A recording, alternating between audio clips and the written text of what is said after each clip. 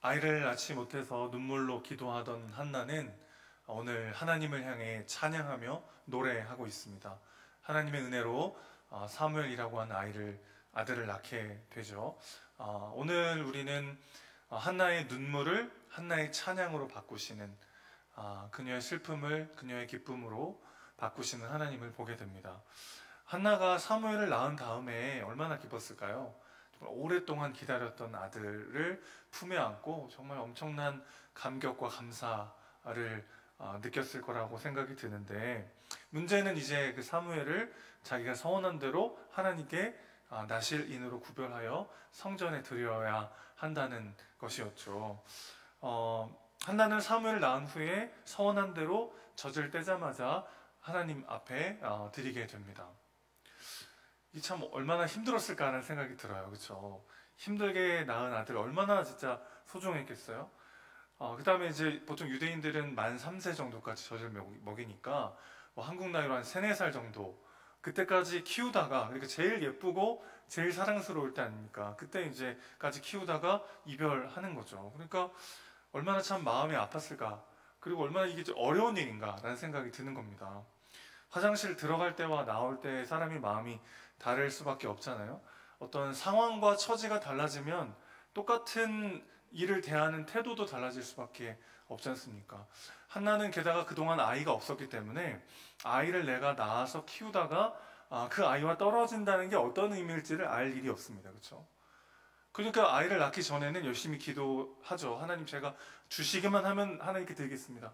근데 나 보니까 너무 사랑스럽고 이거는 사람이 할 짓이 못돼 보이니까 하나님, 제가 안 드린다는 건 아니고 조금만 더 기다려 주십시오라든지, 혹은 뭐 다른 여러 가지 방법들을 사용해서 사무엘을 안 드려도, 사실은 그렇다고 해서 막 하나님이 막 한나를 저주하시고 막 치시고 그러실 분은 또 아니잖아요. 그렇죠?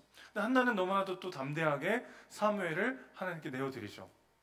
그리고 그 선택이 사실은 사무엘도 한나도 모두가 하나님 앞에 아주 건강하게 바로 설 수 있는 아주 중요한 또 순간이 되기도 합니다. 그렇지 않았다면 한나의 우상이 되어서 사무엘을 지나치게 사랑한 나머지 그의 삶을 망치기가 참 쉬웠던 사람이 또 한나일 수 있었죠. 한나가 어떻게 이렇게 아이를 담대히 바칠 수 있었을까? 한나가 고난당했을 때의 태도나 고난이 끝나고 기도가 응답되고 난 다음에 태도를 가만히 살펴보면 그 힌트를 우리가 좀 얻을 수 있는데요. 물론 본문에 뭐 명확하게 한나가 이런 마음 때문에 담대히 드렸다 이렇게 나오진 않지만, 한나가 아이를 낳지 못할 때라든지 혹은 아이를 낳고 난 다음에 그녀가 집중하고 있는 것이 무엇인지를 우리가 살펴볼 때 어떤 마음으로 담대히 사무엘을 하나님께 드릴 수 있었는지를 우리는 유추해 볼 수가 있게 되는 거죠. 여러분 기억하십니까? 한나가 아이를 낳지 못할 때 분인나가 막 그 한나의 마음을 막 이렇게 긁어놨잖아요. 분인나가 아들들을 많이 낳거든요. 한나가 먼저 아내로 들어왔는데 아이를 낳지 못하니까 분인나라고 하는 둘째 부인을 얻어왔어요. 그가 이제 많은 아들들을 낳고 나서 막 한나의 마음을 긁어대는 겁니다. 그때 한나가 이 일을 어떻게 대처했죠? 분인나랑 막 싸우느라고 시간 낭비하지 않았고, 그녀는 누구에게 집중합니까? 하나님께 집중하죠. 우리가 고난이 닥쳐올 때 고난 자체에 집중하면 어떻게 됩니까? 그게 주는 무게를 우리는 견뎌낼 재간이 없습니다. 혹은 고난 당하는 나 자신에게 빠질 때도 있어요.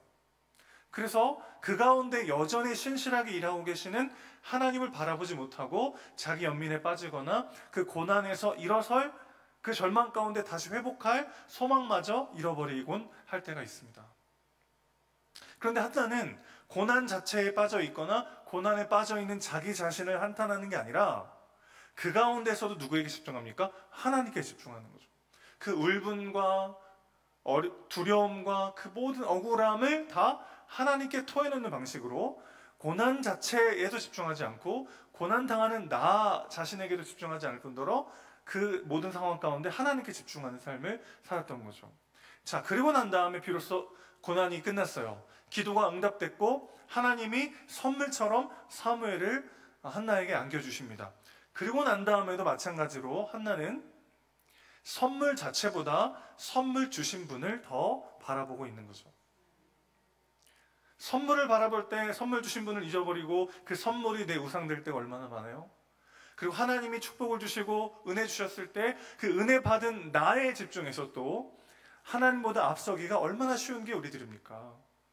뭐가 잘 안 되고 기도가 응답 안 돼서 막 고난 당할 때는 신실하게 하나님 붙잡다가 기도가 응답되고 하나님 은혜 주시고 막 길이 열릴 때 그 은혜 받고 축복받고 선물 받은 또 나에 빠져가지고 하나님보다 앞서서 그것들을 누리며 내 삶의 주인 되기가 얼마나 쉬운 존재가 우리들인지 모르겠어요. 자, 그러니까 한나는 고난 당할 때에도 그 고난 자체라든지 혹은 그 고난에 빠져 있는 나에게 집중하기보다는 하나님을 바라보고 하나님께 기도하면서 그 고난의 시간들을 견뎌왔고, 그 고난이 끝나고 기도가 응답되고 하나님이 은혜 주시고 선물처럼 사무엘을 보내주신 다음에도 사무엘 자체보다는 그 선물 주신 하나님을 바라봤고, 그 사무엘로 인해서 누리게 되는 새로운 어떤 신분과 새로운 은혜보다는 그 가운데 함께 하시는 하나님께 집중하고 있다는 것이죠. 그 증거가 오늘 본문인 사무엘상 2장에 나오는 한나의 노래라고 할 수 있겠어요. 자, 이 사무엘상 2장에 나오는 한나의 노래는 사무엘상하 전체에서 아주 중요한 위치를 차지하는 구절입니다. 책을 보면 앞표지와 뒷표지가 있듯이 2장에서의 한나의 노래, 그리고 사무엘하 22장의 다윗의 노래가 이 사무엘상하 전체의 시작과 끝이라고 할 수 있겠어요. 그리고 둘 다 아주 유사한 내용을 담고 있는데 하나님께서 낮추기도 하시고 높이기도 하시는 주권자이시다라는 것을 두 노래 다 찬양하고 있습니다.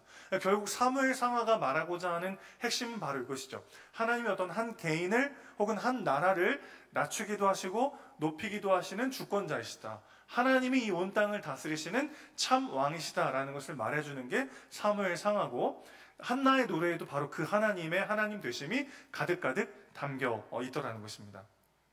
자, 이것이 우리 인생의 주인 되시는 하나님이시죠. 우리 인생이 나의 어떠함에 달려있다면 우린 정말 두렵고 힘들고 어깨가 무거울 수밖에 없어요. 그런데 우리의 삶을 하나님이 붙잡고 계시고 그분이 우리 삶의 주인이라는 것을 우리가 믿을 때 다시 한번 상황과 환경이 빼앗을 수 없는 담대함을 우리가 누리게 되는 것이죠. 우리의 눈물을 기어이 찬양으로 바꾸시는 분, 우리의 슬픔을 기어이 우리의 간증으로 바꾸시는 분이 우리 하나님이신 줄로 믿습니다. 오늘 한나가 뭐라고 말하고 있어요? 아무리 가난하고 낮고 비참한 인생이라고 할지라도 그들을 기어이 다시 높이시는 분이 우리 하나님이시다. 여호와는 죽이기도 하시고 살리기도 하시고 부하게도 하시고 가난하게도 하시고 그 모든 것들이 하나님 아버지의 섭리 안에 있다는 것을 한나는 노래하고 있는 것이죠. 자, 계속해서 지금 한나가 집중하고 있는 건 뭐예요? 선물 자체가 아니라 선물 주신 분을 집중하고 있는 거죠. 여호와로 말미암아 계속 반복하고 있어요. 그녀의 삶이 사무엘을 낳기 전에도 그랬고 사무엘을 낳은 후에도 어디에 집중하고 있습니까? 여호와 하나님께 집중하고 있는 것이죠. 기도가 응답 안 돼서 절망하고 넘어지기도 하지만 기도가 응답되고 난 다음에 넘어지고 하나님보다 앞설 때가 얼마나 많은지 모르겠어요, 우리가. 그러니 우리는 기도가 응답되었을 때, 하나님께 선물을 받았을 때 은혜와 축복을 받은 다음에 오히려 더 선물 자체보다는 그 하나님께 집중하는 삶을 살아가야 하는 것이죠. 고난에 집중하거나 고난 당하는 나에게 집중할 때는 그 가운데도 신실하게 일하시는 하나님을 잊어버릴 수밖에 없습니다. 반대로 응답받고 나서 선물에 집중하고 은혜 받은 나 자신에게 집중할 때도 하나님을 놓쳐버릴 때가 참 많이 있는 것이죠. 자, 오늘 1절 보시면 한나가 이렇게 이야기하죠. 뿔이 높아졌다. 이 뿔은 능력과 위엄을 상징합니다. 그녀의 위상이 지금 높아졌음을 의미해요. 그도 그럴 것이 이제 한나는 제자리를 찾기 시작했어요. 아들을 낳았고 이제 그 가정의 안주인으로서 자신의 어떤 위치와 자신의 위상을 제대로 회복하기 시작했습니다. 그리고 입이 열렸다는 것은 일종의 비웃음을 의미해요. 비웃음. 그래서 하나님으로 말미암아 한나는 그녀를 비웃던 자들을 그녀가 비웃을 수 있는 상황이 된 거죠. 이런 상황 가운데 한나는 당장 분인나를 찾아가가지고 너 그동안 나한테 어떻게 했었는지 네가 잘 알지? 그러면서 막 분인나를 또 심판하고 징계하고 내가 얼마나 지금 괜찮은 사람인지를 입증하느라 또 시간 낭비하지 않고 있죠. 사무엘을 낳기 전에도 사무엘을 낳은 후에도 한나는 누구를 보고 있습니까? 하나님을 보고 있습니다. 그것이 응답받기 전과 응답받고 난 후 모두를 한나를 건강하게 하나님 안에 지켜준 비결이었던 것이죠. 자, 그러면서 한나가 이렇게 말해요. 5절 보실까요? 풍족하던 자들은 양식을 위하여 품을 팔고 줄이던 자들은 다시 줄이지 아니하도다. 전에 임신하지 못하던 자는 7을 낳았고 많은 자녀를 둔 자는 쇠약하도다. 자, 여러분, 이게 분인나가 갑자기 버림받아서 가난해지고 막 건강을 잃고 병들었다는 것을 의미하는 것은 아니고 분인나의 낮아짐과 한나의 높아짐을 강조하고 있는 표현이죠. 일종의 노래니까 지금 막 한나가 막 너무 감격스럽고 막 그래가지고 막 노래하는 거, 이걸 막 논리적으로 따져들면은 말이 안 되는 내용들이 많은데 그만큼 지금 감격하는 마음으로 막 노래하고 있는 거죠. 지금 한나는 뭘 말하고 있는 거냐면은 이 일을 행하신 분이 누구시다는 거예요? 그게 하나님이시다. 하나님의 일하심 앞에 그녀가 가진 것은 아무것도 아닌 것이 되어버립니다. 여러분, 기도의 응답보다 그 기도를 응답하신 하나님이 더 보이기 시작한다면 그 기도의 응답은 비로소 여러분에게 진짜 복이 되는 거죠. 많은 것을 받고 많은 것을 하나님으로부터 응답받는 것도 물론 좋은 일이고 중요한 일입니다. 더 중요한 건 그게 나한테 복이 되는가 독이 되는가, 그것을 분별할 수 있어야 하는 것이죠. 하나님이 내게 주신 것들이 독이 아니라 복이 되려면 어떻게 합니까? 우리의 시선이 하나님께 고정되어 있어야 합니다. 그럴 때 하나님의 임재, 그분과의 관계 속에 하나님이 내게 주신 것보다 그분이 더 보이고 그분의 사랑과 은혜를 더 누릴 때 하나님이 내게 주신 것들은 비로소 복이 되더라는 것이죠.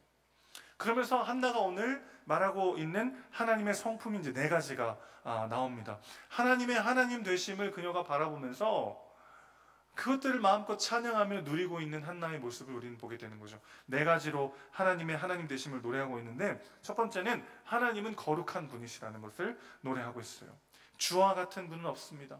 그 누구도 여호와 하나님과 비교할 수 없습니다. 이렇게 말하고 있어요. 자, 거룩이라고 하는 건 구별됨이라는 의미입니다. 하나님은 다른 모든 것들과 다른 구별되는 거룩한 분이시죠. 자, 그런데 이 하나님의 거룩하심이라고 하는 것은 아주 중요한 특징을 갖고 있는데, 그분을 바라만 봐도 바라보는 대상이 거룩해진다는 겁니다. 그럼 우리가 어떻게 성화가 되고 어떻게 거룩하게 되고 어떻게 주님을 닮은 존재가 될 수 있을까요? 그분의 임재 안에 있을 때, 그분의 은혜 안에 있을 때, 그분을 바라볼 때 그분의 거룩이 우리의 거룩으로 닮아지고 묻어지고 우리가 그렇게 그분을 바라보는 것만으로 그분을 닮아가게 되는 거죠. 그러니까 지금 한나는 어떤 상황이냐면 그 거룩하신 하나님의 아름다우심과 영광을 볼 때 사무엘이 너무 작게 보이는 거예요. 이게 은혜입니다. 이게 하나님이 내게 주신 것들 때문에 오히려 또 다른 두려움, 또 다른 걱정, 또 다른 근심이 찾아올 때가 있잖아요. 어떤 일이 딱 해결되고 난 다음에는 그 일 때문에 오히려 더 고민할 때가 있습니다. 뭐 예를 들어서 자녀가 한동안 늦게까지 결혼을 안 하다가 드디어 결혼했어요. 결혼하고 나면 끝나나요? 아니죠. 결혼하면 또 다른 기도 제목들이 올라오기 시작합니다. 그러면 받은 응답이 또 다른 기도 제목을 끌고 오는 아주 이상한, 이게 삶이잖아요. 그렇죠? 그러니까 우리가 하나님께서 주신 응답 자체보다는 그 선물을 주신 하나님께 집중해야 되는 건 뭐냐면 그게 응답되고 난 다음에도 또 다른 문제, 또 다른 기도 제목, 또 다른 어려움은 계속 오는 거죠.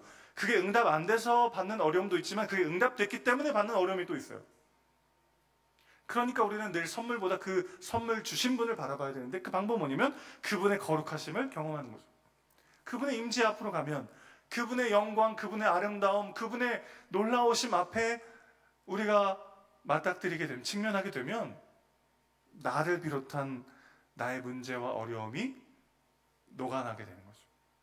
마치 여러분 막 대자연의 아름다움 앞에, 혹은 아주 아름다운 미술 작품 앞에, 혹은 정말 감미로운 음악을 들을 때 공통적으로 어떤 일이 벌어지죠? 나를 잊게 되잖아요. 막 너무나도 멋있는 그 대자연 앞에, 저는 이제 숲을 좋아하기 때문에 이런 지금 나무나 이런 숲이 막 울창한 데 가면 되게 막 너무 마음이 편안해지고 이 자연 만물을 창조하신 하나님이 되게 가깝게 느껴져요. 그래서 이렇게 막 그 숲이 막 울창한 산뷰 이런 거 되게 좋아하는데, 막 깎아질 듯한 막 그 절벽 혹은 막 여러분들이 좋아하시는 그런 뭐 자연이나 음악이나 미술을 한번 생각해 보세요. 그 앞에 딱 있으면 어때요? 나를 잊어버리게 되잖아요. 나를 잊고 그분을 볼 때 우리는 진짜 하나님 안에서의 기쁨과 만족과 의미가 무엇인지를 경험하게 되는 거죠. 하나님의 거룩하심이 나의 허물과 죄를 드러내기도 하지만 그분의 완전하심과 그분의 거룩이 우리 안에 닿아서 우리가 그분을 닮아가는 길로 나아가게 하고, 그것보다 더 중요한 것은 없어지는 것, 이것이야말로 천국이죠. 이것이야말로 진짜 축복이죠. 내 현실은 지금 힘들고 어렵지만 하나님의 아름다우심을 보며 그 아름다움을 닮아가는 것에서 오는 진짜 만족과 의미와 기쁨이요. 그것을 놓치지 마십시오. 하나님의 아름다우심, 그분의 영광, 그분의 가치를 우리가 눈을 뜨고 바라보며 누리기 시작할 때 땅의 것들이 점점 배설물처럼 여겨지기 시작할 것입니다. 두 번째는요, 하나님을 그녀의 반석이라고 표현하고 있어요. 자기를 의지하는 자들을 지키시고 보호하시는 전능한 분으로 소개하고 있습니다. 반석이요 요새이신 하나님이요. 여러분, 반석이고 요새다, 이걸 우리가 오해할 때가 있어요. 뭐냐면 반석이고 요새 안에 있으면 어려움이 없다라고 착각하기 쉬운데, 오히려 반석과 요새는 어떤 개념이냐면 어려움이 닥치면 언제든 피할 것이죠. 사실 하나님이 나의 반석이시고 요새라는 건 어떤 뜻이에요? 내 삶에 전혀 어려움과 환난과 고난이 없다는 것을 의미하는 게 아니라 그런 게 올 때마다 언제든 안길 수 있는 곳이 있다는 뜻이죠. 마치 아이들이요, 아이들이 막 호기심이 많으니까 막 엄마를 떠나서 막 이것저것 만지고 놀다가 뭐 다치거나 뭐 무섭거나 그러면 바로 이제 엄마 품에 안기는 것처럼요. 나의 반석이시고 나의 요새이신 하나님이라는 건 뭐냐면, 우리의 마음속에 두려움과 불안과 걱정과 염려가 들 때마다 언제든 피할 곳이 있다는 거예요. 언제든 피할 곳이 있다. 여러분, 하나님 앞에 피하고 계십니까? 하나님 앞에 피하고 계십니까? 그분이 우리의 요새시고 반석이시고 우리의 구원자이시라는 건 어떤 뜻이에요? 내 삶에 불안과 두려움과 걱정, 의심이 찾아올 때마다 언제든 그분께 피해야 된다는 거죠. 언제든 피할 수 있다는 것이죠. 그럴 때 그 문제도 하나님 앞에 기도하며 그분 앞에 피할 때 그 문제를 새롭게 바라보게 하시는 하나님의 길을 여시는 역사를 우리는 경험하게 되는 거죠. 그분이 우리의 반석이시고 그분이 우리의 요새이십니다. 자주자주 이용하시기 바랍니다. 자주자주 그분 앞에 피하시기 바랍니다. 그분 앞에 나아갈 때는 자격과 조건이 필요 없어요. 뭔가가 있어야 되는 게 아니라 뭔가 없어야 돼요. 염치가 없어야 돼요. 뻔뻔해야 돼요. 하나님 한 번도 안 찾다가 어려운 일 있을 때만 하나님 찾으면 그러면 안 되지. 아니요. 그건 내 요새요 반석이 아니잖아요. 언제든 피할 수 있고 언제든 의지할 수 있고 언제든 도움을 구할 수 있는 게 우리 하나님 아버지십니다. 세 번째는요, 모든 것을 아시는 분이라고 표현하고 있어요. 3절 보시죠. 다시 한번 읽어보겠습니다. 심히 교만한 말을 다시 하지 말 것이며 오만한 말을 너희 입에서 내지 말지어다. 여호와는 지식의 하나님이시라. 행동을 달아보시느니라. 자, 교만과 오만은 언제 드러나죠? 내가 다 안다고 생각할 때요. 구체적으로 눈앞의 상황이 이럴 수밖에 없고 마치 그 상황이 영원할 것처럼 그 상황 앞에 내가 함부로 판단하고 결론을 내리는 거예요. 그것이야말로 진짜 오만한 거 아니겠습니까? 왜요? 우리는 내일 일을 알 수 없는 존재잖아요. 근데 마치 내가 다 아는 것처럼 눈앞에 어떤 상황을 영원 속에 그냥 결론 내려버린다면 그것이야말로 얼마나 심각한 교만입니까? 그것을 내려놓고 나의 갈 길을 오직 그가 아시나니 그가 나를 단련하신 후에는 내가 정금같이 나오리라. 이것이 삶에 맞닥뜨리는 숱한 불확실성과 무작위성 앞에서 우리가 고백해야 되는, 우리의 고난 앞에서 우리가 고백해야 되는 하나님의 하나님 되시는 것이죠. 그분이 다 아십니다. 여러분, 그분이 다 아심에도 불구하고 우리에게 허락하셨다는 것은 내가 다 이해할 수 없지만, 내가 다 알지 못하지만 분명히 그분의 선하신 뜻이 있다는 거죠. 그분의 계획이 있다는 것입니다. 그분이 모르고 깜짝이야, 나도 모르는 사이 이런 일이 벌어졌네? 그런 건 존재하지 않아요. 그분은 모든 걸 다 아시는 분이십니다. 그분께서 허락하셨다면 고난조차 유익이 될 것입니다. 내 삶에 겪는 어려움조차 지금 내가 이해할 수 없고 지금 내가 다 헤아릴 수 없고 다 알 수 없지만 그 모든 것까지 사용하셔서 합력하여 선을 이루시는 분이 우리 하나님이신 줄 믿습니다. 운전할 때 아이들을 저희가 뒷좌석에 태우고 가면요, 막 시끌시끌해요. 아이들이 막 그 밖에서는 잘 이렇게 얘기 안 하고 집에서는 마이크 안 놓는 스타일이거든요. 저희 아이들이 막 엄청 시끄럽게 떠들어요. 막 여행 가면 막 너무 시끄러워가지고 얘들아 좀 조용히 좀 해줘 막 이렇게 하느라고 정신 없는데, 아이들은 뭐 어딜 가는지 몰라요. 아예 관심 없어요. 그런 거 아빠가 알면 돼요. 어딜 가는지 얼마나 걸리고 어떻게 해야 되는지 아빠가 알면 되고, 아이들은 그냥 마음껏 뒤에서 노는 거죠. 여러분, 하나님이 모든 것을 아신다는 것이 우리에게 얼마나 큰 위로가 되는지 모르겠어요. 그분이 아시면 되는 거 아닙니까? 그분이 모든 걸 다 아세요. 다 아심에도 불구하고 나에게 허락하셨다는 건 이 또한 지나갈 것이고 이 모든 것을 사용하셔서 우리에게 선이 되게 하신다는 것이죠. 그 하나님이 우리의 하나님이신 줄 믿습니다. 내가 감당치 못할 시험을 허락하지 않으시는 하나님 믿으십니까? 예전에 인터넷 댓글을 보다가 재밌는 댓글을 하나 본 적이 있어요. 지금 이 성경 구절을 인용하면서 신은 감당치 못할 시험을 사람에게 허락하지 않으신다고 하던데 아무래도 신이 나를 너무 과대평가한 것 같다. 나에게 이 시험이 너무 나는 감당 못하겠는데 왜 나한테 이런 시험을 줬나, 아무래도 나를 너무 크게 본 것 같다, 이런 댓글을 본 적이 있어요. 근데 사실은 되게 공감이 되잖아요. 나는 이거 감당 못할 것 같은데, 나는 이게 너무 힘들고 어렵고 괴롭고 정말 하나님은 왜 이런 것들을 허락하신다는 모르겠어, 그렇게 고백할 수밖에 없는 상황도 물론 있습니다. 그런데 돌아보면 그 가운데 하나님을 의지하고 하나님 붙잡을 때 생각지도 못했던 삶의 길이 열리고 그분의 인도하심 앞에 거기였어야만 했고 그때여야만 했고 그 방법이어야만 했다는 것을 우리는 깨달아 알게 되는 것이죠. 때로 어떤 것은 이 땅에 새하늘과 새 땅이 임하는 그때에야 비로소 이해가 되고 해결이 되고 풀릴지도 모르겠어요. 하나님의 계획이 너무 커서요. 그러나 분명한 건 내가 이 땅을 살면서 이해하건 이해하지 않건 알건 알지 못하건 그건 중요하지 않다는 거예요. 하나님께서 아신다면, 그럼에도 불구하고 내게 허락하셨다면 우리는 믿음으로 그 길을 걸어갈 수 있는 것이죠. 모든 것을 아시는 전지하신 하나님, 그분이 우리 하나님이신 줄을 믿습니다. 마지막 네 번째예요. 그분은 공의로우신 분으로 모든 인간의 행동을 달아보실 수 있는 분이십니다.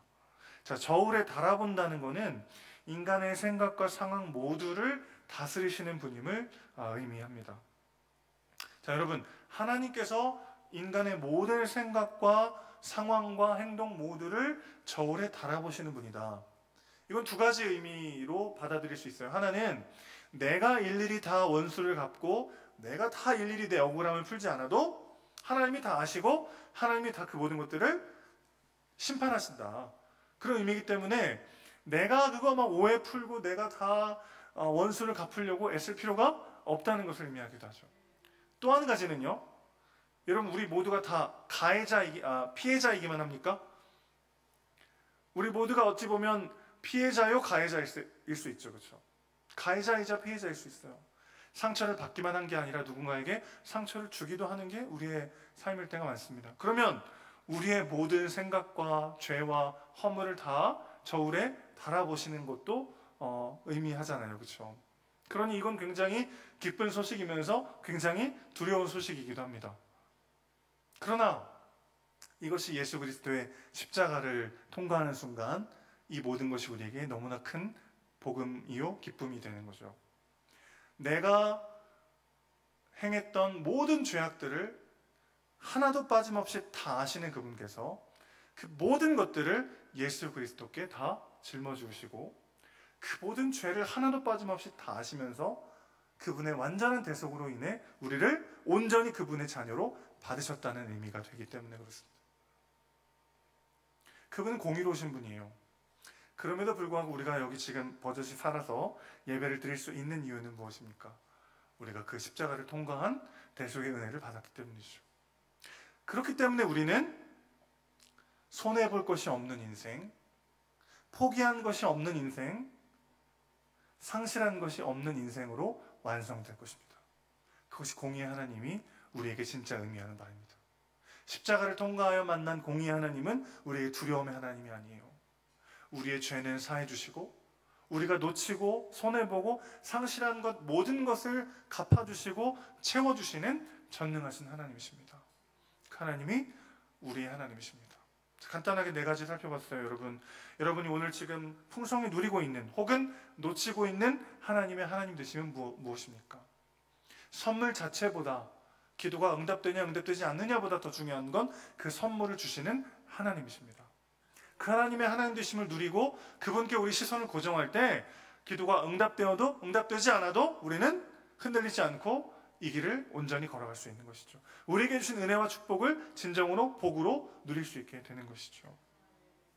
거룩하신 하나님, 나의 반석이신 하나님, 모든 것을 아시는 하나님, 공의로우시며 전능하신 나의 아버지 하나님, 그 하나님을 삶의 모든 영역 속에 풍성히 경험하고 누리는 우리 모두가 되시기를 주님의 이름으로 축원합니다.